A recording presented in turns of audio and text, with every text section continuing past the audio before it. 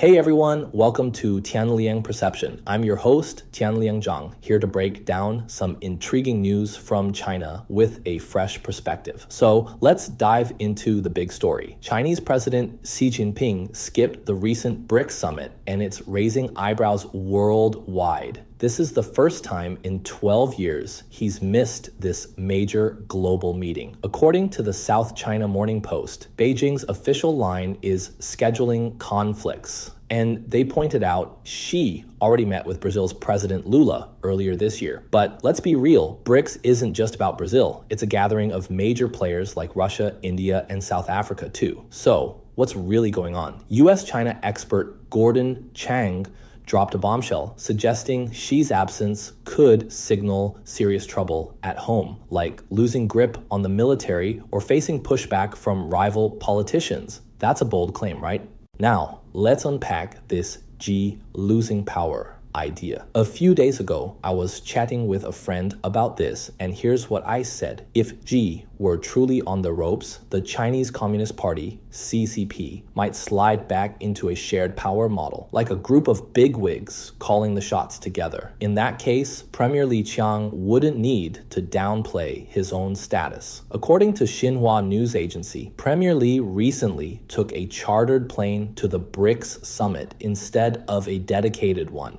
Why? Because Xi Jinping likes to be the only top dog with a private jet. It's a power move to show he's the boss. If Xi's grip was slipping, Li wouldn't bother with that kind of deference. Here's another clue. Today, Xi's team published the first volume of his selected works on ecological civilization. Sounds like a snooze, but it's a big deal. If there's a volume 1, you bet there'll be a volume 2, maybe even a 3. That's a sign Xi's planning to stick around and keep shaping policy, not someone packing their bags. Now, I know the CCP's inner workings can seem like a black box to many in the West, so let me break it down simply. To figure out if Xi's power is shaky, we need to look at three key groups he controls. The Central Guard Bureau, which is equivalent to Secret Service in the US, the General Office of the Central Committee, whose head is equivalent to the White House Chief of Staff, and the Secret Service Bureau of the Ministry of Public Security. First, the Central Guard Bureau. These guys are like the Secret Service on steroids. They protect and monitor all top officials, including current and retired members of the Standing Committee of Politburo and all members of the Central Military Committee. If Xi controls this bureau, he can keep tabs on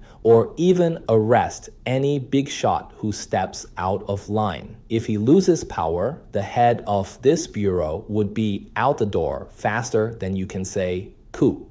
Next, the General Office of the Central Committee, run by Xi's right-hand man, Tsai Chi. This office is the nerve center of the CCP. Tsai decides if retired leaders can even leave their houses to visit friends. No approval, no meetups. That means Xi's rivals can't easily plot against him.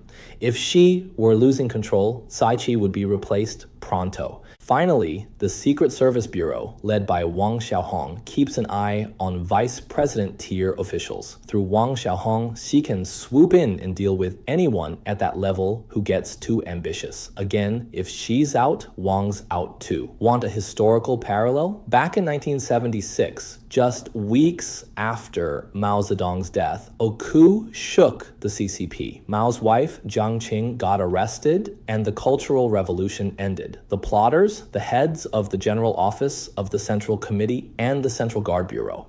Sound familiar? Those same roles are critical today for Xi's hold on power. Now, let's switch gears for a fun story from Chinese history to show why small details matter. Around 1640, during a clash between the Ming and Qing dynasties, Mr. Hang Chengchao, a Ming general, let's call him Charlie, got captured. The Qing emperor wanted Charlie to switch sides, but he wasn't budging. So the emperor sent his advisor, Fan Wencheng, let's call him William, to chat with him. They had a great talk, but William didn't push surrender. Then some dust fell from the ceiling onto Charlie's uniform, and Charlie quickly brushed it off. William saw that and stood up and said goodbye. After William went back, he reported to the emperor that Charlie would definitely surrender. The emperor asked him how he knew. William replied that if Charlie cherished his official uniform so much, how could he not cherish his life? The next day, the emperor went to the prison to see Charlie in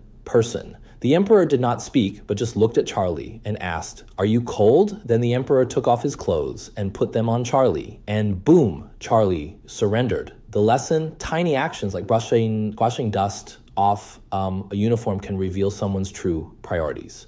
Apply that to C. Take his June trip to Kazakhstan. When his plane landed, President Tokayev greeted him at the airport. She stepped off alone, strolled down the stairs to a blue carpet, looking every bit the top dog. Meanwhile, Tsai Chi and Foreign Minister Wang Yi, big players themselves, came down later and deliberately avoided the carpet, taking a detour. Why? To let Xi shine. These guys work with Xi daily. If they're still showing that kind of respect, it's a strong hint Xi's still firmly in charge. But you may wonder, what about those military purges we're hearing about? Some say Xi's allies are being targeted, so he must be weakening. Here's the thing. Since 2012, Xi's promoted nearly every general in the Chinese military.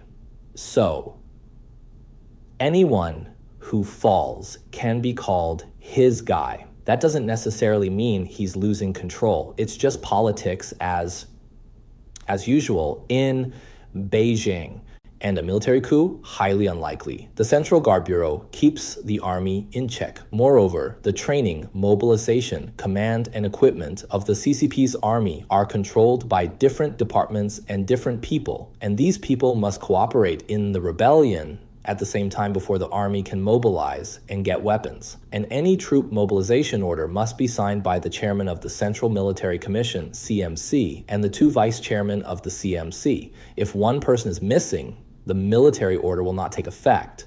So how do we know for sure if Xi's still king of the hill? Keep an eye on 3 upcoming events. The first is the CCP's 4th plenary session.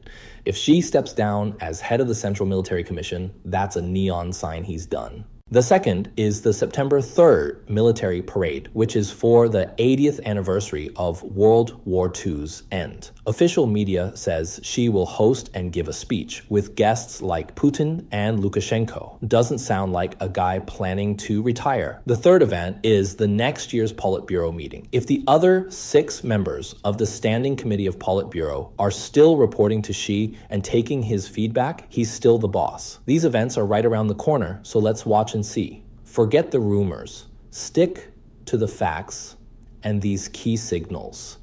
If you found this deep dive helpful, give this video a thumbs up and hit subscribe for more insights. This is Tianliang Perception. Catch you next time.